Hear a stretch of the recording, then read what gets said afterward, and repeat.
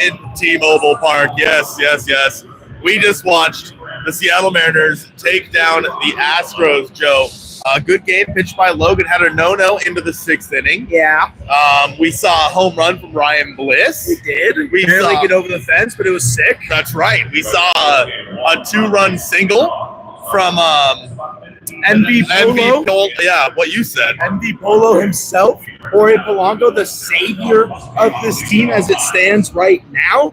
Listen, Logan wasn't super effective. He threw over like 40 balls in this game, right? But it's okay. They managed to get through it, even though they made Hayden Wesneski look like the greatest pitcher on planet Earth. His best start of his career, easily. But you come away with a dub. Mariner Mojo, 3-0 on the season. Feels good. Yeah. We were really worried there, though, in the 8th. It was a rough one there for a little bit because obviously we saw the game, the lead get given up, and Gregory Santa. There was a lot going on with all that. Can I set this like this? But I feel like they want to see the part. Well, they can't see it around my big head anyway. Yeah, okay. Yeah, there's just a bunch of lights. Yeah, nice, very good. Yeah, the with Gregory Santos in there, having them leaving him in there. I don't know. He's the winning pitcher. You shut He is the winning pitcher. I guess you're right. That's a good point. Dylan Moore, they get out of that inning with the lead. Had Dylan Moore not made that error, unfortunately he did, but then he was able to work a walk in his next at-bat. Nelson with the one gifted. Nelson, I'm sorry you weren't here, bro. Autumn, what's up? Heck the Astros. Heck the Astros, chat. It's true. Heck the Astros. In the secret standing spot, nonetheless. That's true. That is true. Super secret. Yeah, I don't know what that was with Dylan Moore. I'm not sure. But he took a step back on it. It looked like an in-betweener that he should have either charged or just took another step. He got caught in between. Yeah. But regardless, I think an everyday third baseman makes that play. Yeah. I don't know if you guys can hear Joe, but I'm sure they can. I'm talking loud enough. But yeah, I think that overall, from what we saw with Andres Munoz, he looked nasty.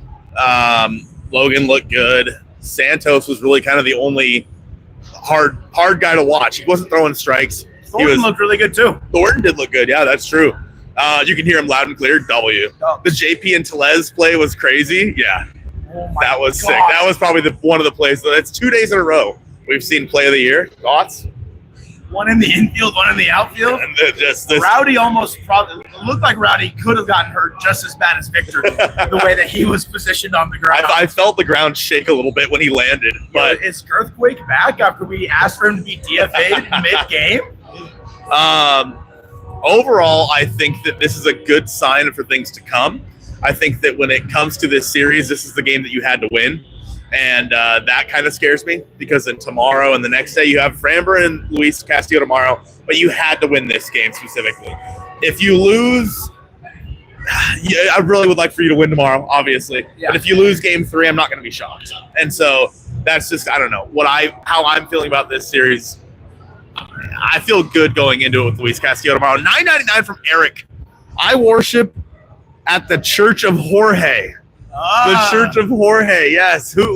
All the Jorge believers, put your hands up. Joe's hand is up.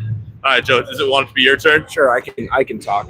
What have you said that I wouldn't already say? You're pointing it at yourself. No, I'm not. You can flip it. Oh, did you flip it? I didn't know that.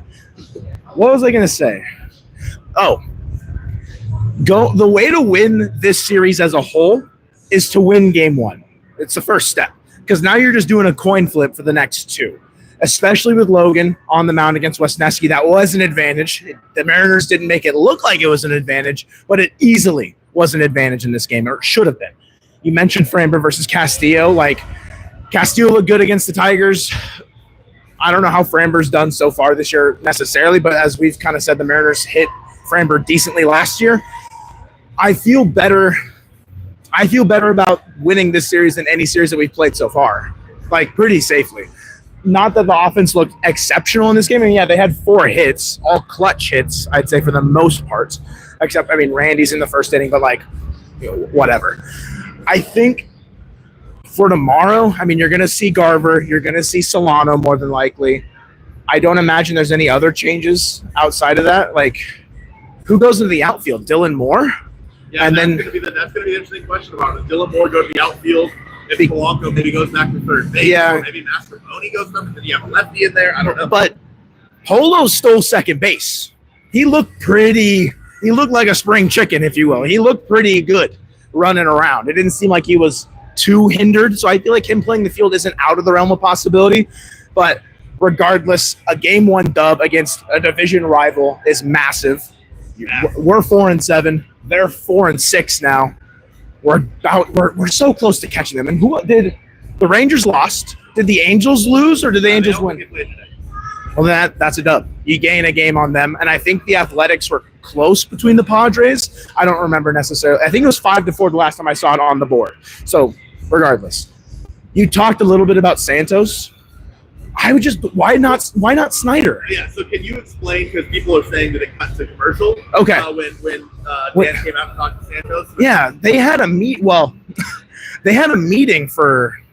Had to have been like 20, 30 seconds, it felt like. And Spire was warming up alongside Santos pretty much. And Spire comes, crawling out of the bullpen, doing whatever. And then he runs onto the field. And then Rowdy just starts waving him back. He's like, no, bro, go back. And I don't know if they just changed their mind about the plan of attack, if it was to bring Spire in, pitch to Jordan because it's a lefty-lefty. And then they're like, never mind. So then they intentionally walk Jordan with Santos, but Santos didn't look sharp. He was not able to find the zone, but that's been his problem. I mean, that's always been his problem, just his command. And so I just don't think he's ready for that moment. Like you said, though, if Demo makes the play, it probably looks better on the ledger. It was credited an error, so no bad blood for Santos there, I guess. But in that situation, I honestly would have rather seen Snyder to start than Santos. Because Santos pitched yesterday. When was the last time Snyder pitched? The first game? Yeah, I don't know. On Friday against the Giants? He's had, it would be now 4 days off, technically. Saturday, Sunday, 3 days off, doesn't matter. He pitched really early on Friday. It doesn't matter. They come away with a win on the back of Jorge Polanco and Ryan Bliss, and that's what's important. There was some very this could have been loss number 3 that you could chalk up on Dan Wilson's big board had Polo not gotten that hit. I think that let's talk also. There was the pinch hitting for Ryan Bliss with Miles Mastrobuoni. Yeah. After Bliss hit the home run, obviously Mastrobuoni walks in that at bat. Although some pretty bad calls by the umpire, I would say, in that situation. But yeah, Aaron on the broadcast was dumbfounded. You could tell he had a lot to say. About what? I'm assuming about either A, pinch hitting for Ryan Bliss, or the Gregory Santos situation. Got it.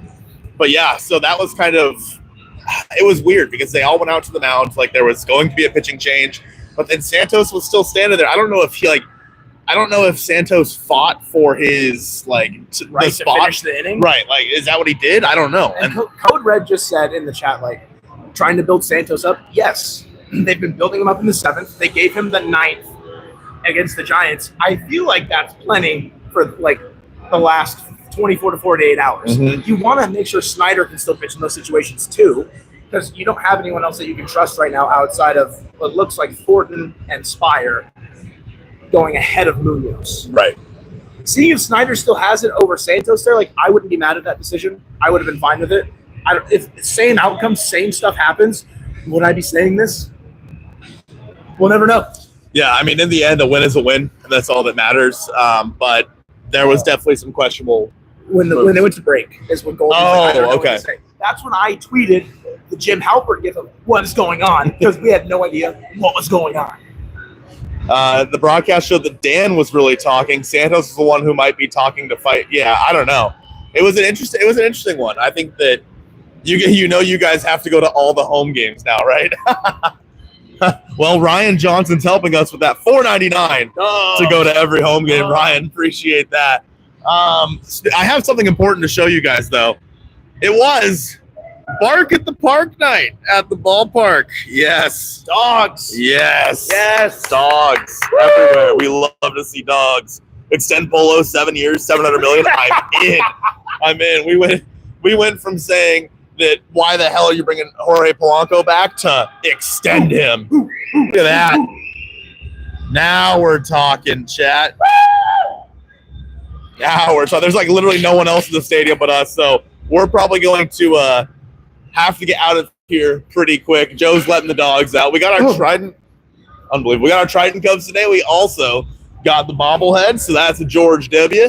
But yeah, we probably got to get out of here before they shut the gate sometime soon. So quick 10 go onto the field. Quick 10-minute stream for you guys. I appreciate all the donos in such a quick amount of time. 15. Oh my God. Here's one budget ticket, dude. Dark Time Patriot. Dark Time Patriot. That is a value ticket right there, baby. Dude, appreciate that. Are you guys going tomorrow? Probably not. Probably not. Unfortunately. We have to work tomorrow. So, I mean, don't get me wrong. I could get off in time. But you could. You could sneak your way here. I could do it, but probably not. We need merch. Merch for Heck the Astros. Heck the Astros merch. The Astros, which would go kind of great. We also have Mariners Anonymous merch coming, chat. Yeah, that is true. Mariners Anonymous merch coming soon. Smile. Not a Mariners Anonymous night. Not a Mariners Anonymous night. Tonight is not Mariners Anonymous. So, yeah, Heck the Astros merch could go pretty hard. We might have to make that happen. But how many value beers deep? I had 2 at the very beginning of the game, but that's it. Heck the Astros merch would go so hard. Well, I think I know what I have to do tomorrow. Give the people what they want. I have to get it ready for the last game of the series. But no, seriously, appreciate all you guys being here. 100 and something people right after the game. This was a bit of a scuffed one because obviously we were at the game, but we're 3-0 on the season. We're going to catch you guys tomorrow, probably after the game tomorrow for another live stream. I'll be there. So Wednesday, Colton, maybe. I might go in. I don't know. We're off Wednesday. I might go 99 cents from Nicholas Howard. Thank you so much, Nicholas, for the 99 cents. Nicholas. Nice. But appreciate it, guys. We'll attaboy. What's up, coach? We will, I guess, catch you guys probably tomorrow. Smooches. Mwah. Bye.